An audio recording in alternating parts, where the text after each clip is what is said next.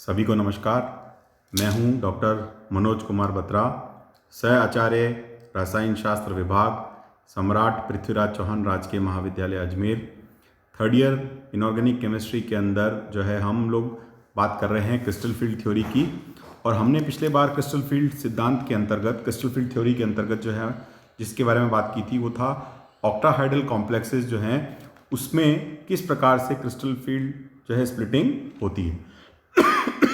अष्टफलकीय संकुलों में किस प्रकार से जो है क्रिस्टल क्षेत्र जो है विपाटन जो है वो होता है, और दोनों प्रकार के लिगेंड्स की उपस्थिति में, अर्थात स्ट्रॉन्ग फील्ड लिगेंड की उपस्थिति में और वीक फील्ड लिगेंड की उपस्थिति में इनके जो डी ऑर्बिटल्स हैं उसमें किस प्रकार की स्प्लिटिंग होती है, उसके संबंध में हमने पिछले वाले लेक्चर में जो CFT4 लेक्चर था उसमें चर्चा की थी।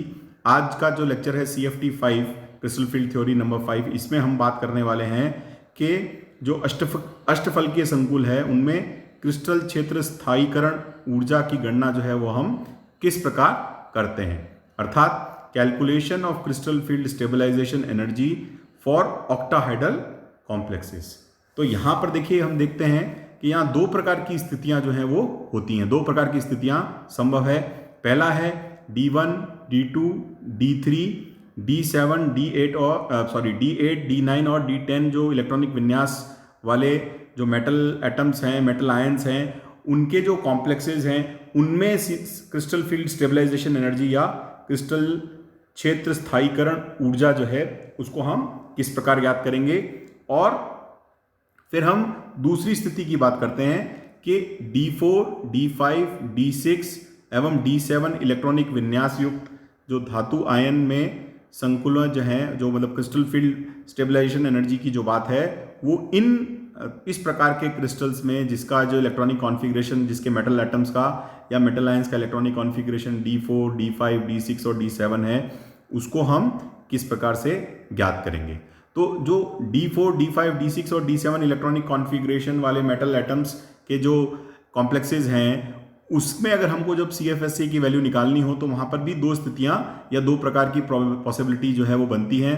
पहला है in the presence of weak field ligand, यानी दुर्बल क्षेत्र लिगेंड की उपस्थिति में, और दूसरी अवस्था है in presence of strong field ligand या प्रबल क्षेत्र लिगेंड की उपस्थिति में जो है वो किस प्रकार से होगा। तो हम सबसे पहले फर्स्ट कंडीशन की बात करेंगे। तो D1, D2, D3, D8, D9 व D10 इलेक्ट्रॉनिक विन्यास युक्त धातु आयन के संकुलों में क्रिस्टल क्षेत्र स्थायीकरण ऊर्जा की गणना, that is calculation of crystal field stabilisation energy in the complexes containing metal ions with D1, D2, D3, D8, D9 and D10 electronic configuration. यानी कि जो ये लगभग 6 इलेक्ट्रॉनिक विन्यास वाले जो कॉम्प्लेक्सेस हैं उनके अंदर क्या स्थिति रहेगी उसके बारे में हम अभी इसमें बात करेंगे।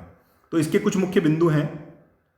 D1, D2, D3, D8, D9 व D10 विन्यास युक्त धातु आयनों के अष्टफलकीय संकुलों का विन्यास लिगेंड क्षेत्र के सामर्थ्य पर निर्भर नहीं करता है। तो ये जो 6 इलेक्ट्रॉनिक विन्यास की हम बात कर रहे हैं, इनके अंदर जो कॉम्प्लेक्सेस का जो इलेक्ट्रॉनिक कॉन्फ़िगरेशन है वो लिगेंड की स्ट्रेंथ पर या उसके लिगेंड के क्षेत्र के सामर्थ्य पर निर्भर नहीं करता। अर्थात जिसको हम कहें स्ट्रॉन्ग फील्ड लिगेंड कहें या वीक फील्ड लिगेंड कहें, दोनों के स्थिति में जो इलेक्ट्रॉनिक विन्यास है वो समान रहेगा।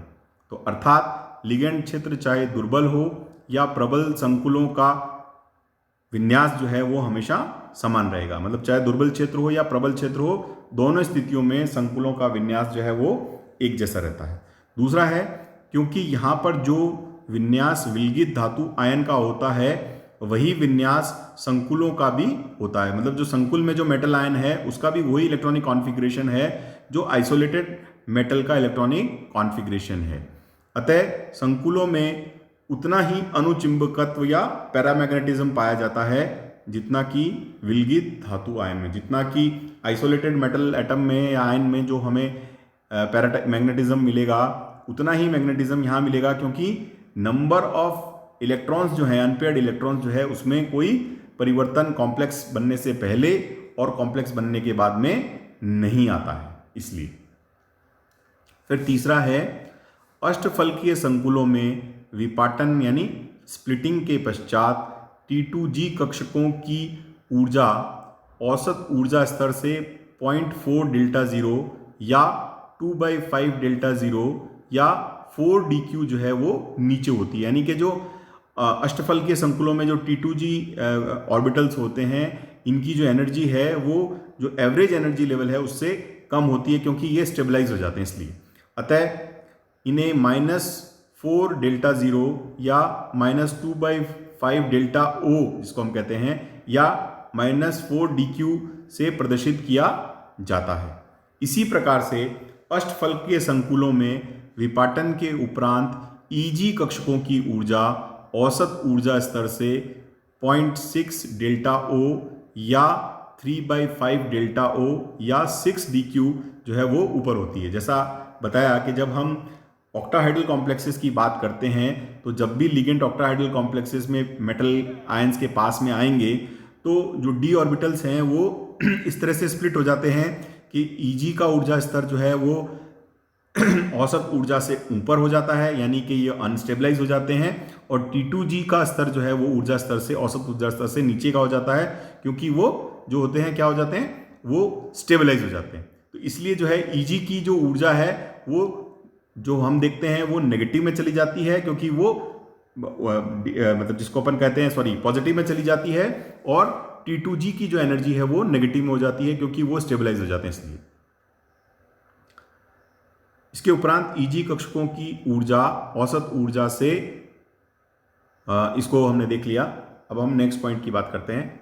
तो देखिए यहाँ इसको अपन देख सकते हैं। देखिए ये 5 जो है D कक्षक हैं जो कि मेटल एटम्स में या मेटल आयन में मौजूद है। उसके बाद में जब इसके तरफ 6 लिगेंड बढ़ते हैं तो इनकी स्प्लिटिंग इस प्रकार हो जाती है कि ऊपर Eg कक्षक होते हैं और नीचे T2G कक्षक होते हैं, और बीच में जो औसत ऊर्जा स्तर है उसके हिसाब से हम देख सकते हैं जो T2G कक्षक हैं उनकी एनर्जी जो है -0.4 डेल्टा O या 2/5 डेल्टा O, -2/5 डेल्टा O या -4dq होती है, और जो जो Eg की ऊर्जा है वो 0.6 डेल्टा O या +3/5 डेल्टा O या 6dq जो है वो ज़्यादा हो जाती है।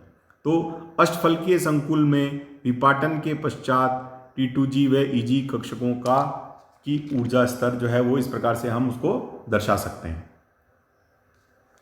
फिर है इसका जो मुख्य बिंदु है कि अष्टफलकीय संकुलों में क्रिस्टल क्षेत्र स्थायीकरण ऊर्जा CFSC की गणना जो है वो हम निम्नलिखित सूत्र के द्वारा कर सकते हैं। तो ये सूत्र क्या है? CFSC is equal to -0.4x + 0.6y multiplied with delta O plus A into पाई।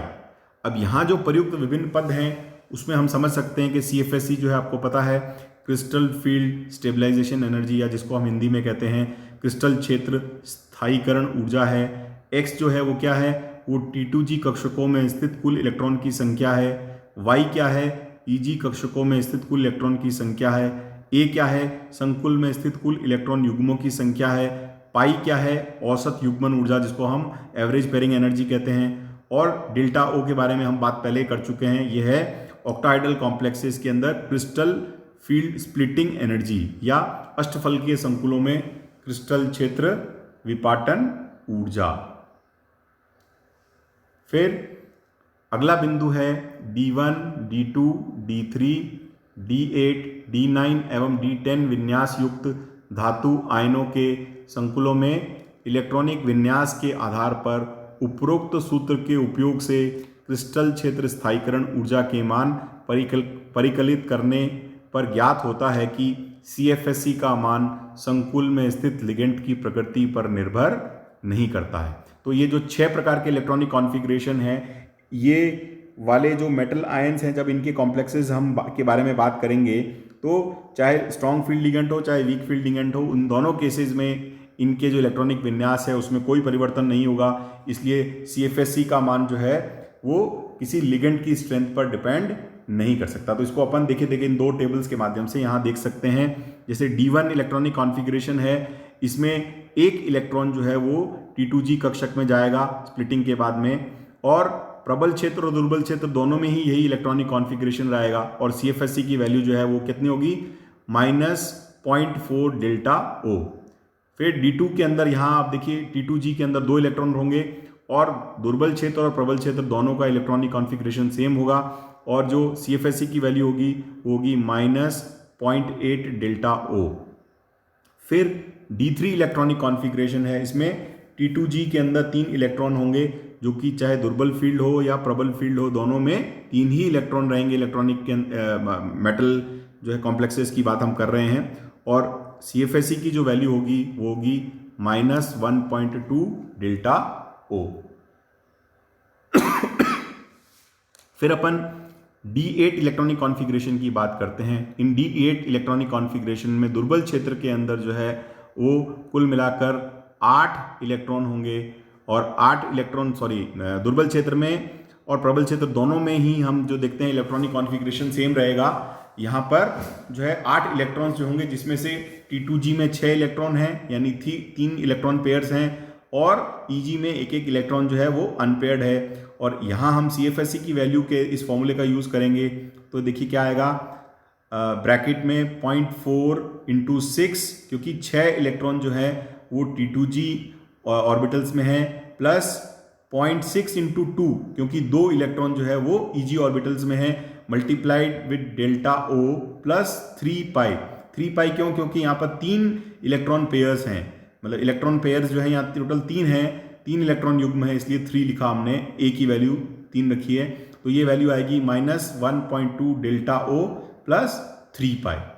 फिर D9 इलेक्ट्रॉनिक कॉन्फ़िगरेशन की हम बात करें तो D9 इलेक्ट्रॉनिक कॉन्फ़िगरेशन भी चाहे दुर्बल क्षेत्र लिगेंड हो चाहे प्रबल क्षेत्र लिगेंड हो, इन दोनों प्रकार के कॉम्प्लेक्सेस में सेम रहता है और T2G के अंदर 3 इलेक्ट्रॉन रहते हैं और T2G में 6 इलेक्ट्रॉन रहते हैं और EG में 3 इलेक्ट्रॉन रहते हैं। और CFSE की वैल्यू के लिए हम देखिए फॉर्मूला यूज़ कर सकते हैं, -0.4 × 6 plus 0.6 × 3 multiplied with delta O plus 4 पाई।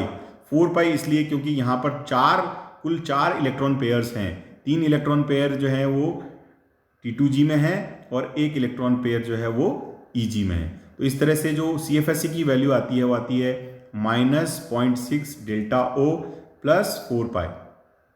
फिर लास्ट में D10 इलेक्ट्रॉनिक कॉन्फ़िगरेशन है, ये भी जो है चाहे स्ट्रॉन्ग फील्ड लिगेंड हो चाहे वीक फील्ड लिगेंड हो, दोनों के अंदर सेम रहता है और यहाँ जो वैल्यू आती है CFSE की वो आती है फॉर्मूले में -0.4 × 6 प्लस 0.6 × 4, तो ये दोनों कैंसिल हो जाएंगी तो आ जाएगी 0.0 या दैट इज डेल्टा 0 की वैल्यू 0 हो गई, डेल्टा O की वैल्यू 0 हो गई और 5 पाई इज जिसको पेयरिंग एनर्जी कहा और 5 क्या है, वो इलेक्ट्रॉन्स कितने पेयर्ड हैं, तो टोटल 5 इलेक्ट्रॉन पेयर्स हैं तो इसलिए हमने 5 पाई कहा।